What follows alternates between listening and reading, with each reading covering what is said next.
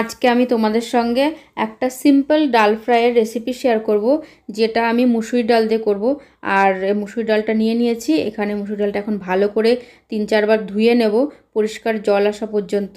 আর তোমরা যারা আমার ভিডিও দেখে থাকো তারা তো জানবেই যে আমাদের ঘরে তুর ডালটাই বেশি খাওয়া হয়, কেননা ওই ডালটাই বেশি পছন্দ করে হাজব্যান্ড। আগে থাকতে ওই ডালটাই খেয়ে এসছে, তো ওটাই তার জন্য ওনার জন্যই আমি করি। আমি কোনোদিনও খাইনি আগে, তো হাজব্যান্ডের জন্য আমিও খাওয়া শিখে গেছি।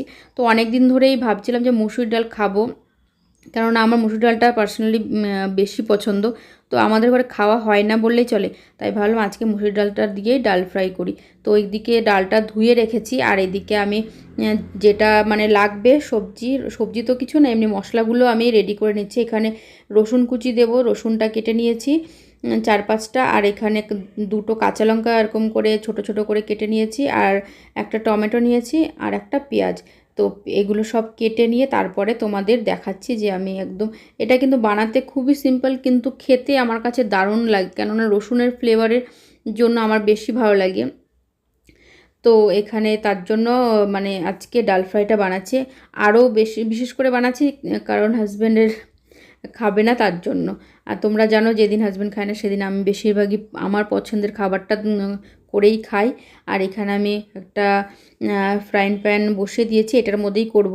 তো এখানে আমি সর্ষের তেল দিয়ে করব। তো প্যানটা গরম হয়ে গেলে আমি এখানে পরিমাণ মতো সর্ষের তেল দিয়ে দিয়েছি। তো তার মধ্যে তেলটা গরম হয়ে গেলে এখন দিয়ে দেব পরিমাণ মতো গোটা জিরে, আর দেবো একটা শুকনো লঙ্কা চিড়ে, আর একটা এলাচ। তো তোমরা চাইলে এর মধ্যে দারচিনিটাও দিতে পারো, তো আমি দারচিনিটা দিলাম না। আর তেজপাতাও দিতে পারো, আমি এই দুটো জিনিস দিইনি। তো এটা দিয়ে একটু সামান্য একটু নেড়েচেড়ে এখন এর মধ্যে দিয়ে দেবো কেটে রাখা রসুনগুলো।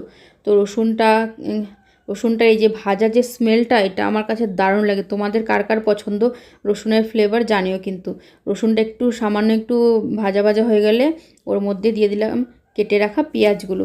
তো পেঁয়াজটাও সামান্য একটু ভাজা ভাজা করে, এখন পুরো ভাজবো না, সামান্য একটু ভাজবো, ভেজে নিয়ে তার মধ্যে দিয়ে দেবো কেটে রাখা কাঁচা লঙ্কাগুলো। তো কাঁচা লঙ্কাগুলো দিয়ে সামান্য একটু নেড়ে চেড়ে এখন একটা মশলা তৈরি করে নেব। সমস্ত রকমের গুঁড়ো মশলা, যেমন হলুদ পাউডার, ধনে পাউডার, জিরা, তারপর একটু গরম মশলা আর একটু লঙ্কার গুঁড়ো, এটা ভালো করে একটু সামান্য জলে গুলে তারপরে মশলাটা দিয়ে দিলাম। এই মশলাটা একটুখানি ভালো করে কষিয়ে নেব। তো কষিয়ে নেওয়ার পরে তারপরে যে ডালটা ধুয়ে রেখেছিলাম সেই ডালটা দিয়ে দেবো। তো তোমরা দেখতে পাচ্ছ টমেটোটা এখনও দিইনি, টমেটোটা পরে দেব। আর এখানে মশলাটা ভালো করে কষিয়ে নিয়েছি, এখন ধুয়ে রাখা ডালটা দিয়ে দিলাম, আর তার উপরে দিয়ে দেবো কেটে রাখা টমেটোগুলো। তো টমেটোগুলো দিয়ে এখন নুনটা তো আগে দেওয়া হয়নি, তো এখন যতটা পরিমাণ নুন লাগবে ততটা পরিমাণ নুনটা এখন দিয়ে দেবো। তো নুনটা দিয়ে এখন ভালো করে একটু ডালের সঙ্গে মশলার সঙ্গে মিশিয়ে নেব, ভালো করে কষিয়ে নেব এটা। তারপরে পরিমাণ মতো যেটুকু জল দরকার, যেহেতু ডাল ফ্রাই করব অতটা ঝোল ঝোল হবে না, একটু মাখা মাখা হবে।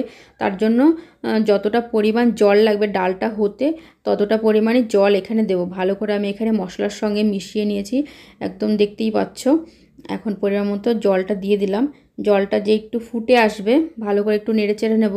তারপরে ফুটে আসলে এখন আমি এটা ঢাকা দিয়ে 10 থেকে 15 মিনিটের মতন মিডিয়াম টু লো ফ্লেমে রান্না করে নেব। তারপরে ভাবলাম আজকে যেহেতু আমি এটা ডাল ফ্রাইটা করছি, তাহলে পুরো আমার যে লাঞ্চ থালিটা সেটাই তোমাদের সঙ্গে শেয়ার করি। আমি এটা রান্না করতে করতে ভাবলাম, তারপরে এইদিকে আমি ডালটা হতে দিয়েছি, আর এইদিকে আমি যে সাবুর পাঁপড়টা এখন তো মানে এনেছি, খুবই ভালো লাগছে সাবুর পাঁপড়টা খেতে। তো এখানে ভাবলাম তাহলে সাবুর পাঁপড়টাও ভেজে নেওয়া যাক ডালের সঙ্গে, তো এটা দারুণ কম্বিনেশন। তো এখানে সাবুর পাঁপড়টা কিন্তু এই খেতেও দারুণ লাগে। তো এখানে সাবুর পাঁপড়টা, পাঁপড়গুলো কত সুন্দর মানে ভাজা হওয়ার পরে খেতে কতটাই বড় হয়ে যায় সাইজে, আর খেতে তো দারুণ লাগে। তো এখানে আমি 2-3টে সাবুর পাঁপড় ভেজে নিয়েছি, আর তার সঙ্গে ডালের সঙ্গে একটুখানি ভাজাভুজি না হলে কি ভালো লাগে। তো তার সঙ্গে পাঁপড়টা ভেজে আমি এখানে একটা অমলেটও বানিয়ে নেব, বেশি করে পেঁয়াজ দিয়ে, তারপরে একটুখানি গোলমরিচের গুঁড়ো দিয়ে একটা অমলেট বানিয়ে নেব। তো সেটাও তোমাদের সঙ্গে শেয়ার করছি, যেহেতু লাঞ্চ থালি, তো লাঞ্চ থালিটা পুরোটাই শেয়ার করব। আর এখানে অমলেটটাও বানানো হয়ে গেছে, তো দেখতেই পাচ্ছ একটুখানি ঘেটে গেছে।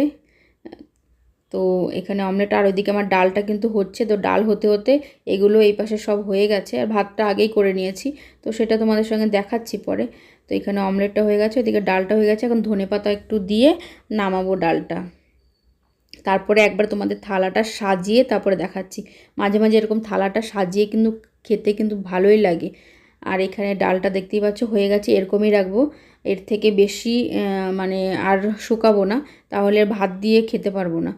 তো এখানে ধনেপাতা কুচি দিয়ে দিলাম, আর এখন একটু সামান্য একটু নেড়েচেড়ে নামিয়ে দেবো ডালটা।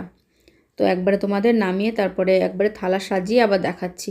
আর কেমন লাগলো তোমাদের এই সিম্পল ডাল ফ্রাই রেসিপিটা জানিও কিন্তু কমেন্ট করে। এখানে আমি থালার মধ্যে ভাত নিয়ে নিয়েছি, তার সঙ্গে নিয়েছি সামান্য একটু পাঁচমিশালি যে আচারটা পাওয়া যায়, সেই আচারটা, কেনা আচার কিন্তু এটা। তার সঙ্গে নিয়েছি শসা, আর এই যে অমলেট, আর সাবুর পাঁপড়, আর ডাল।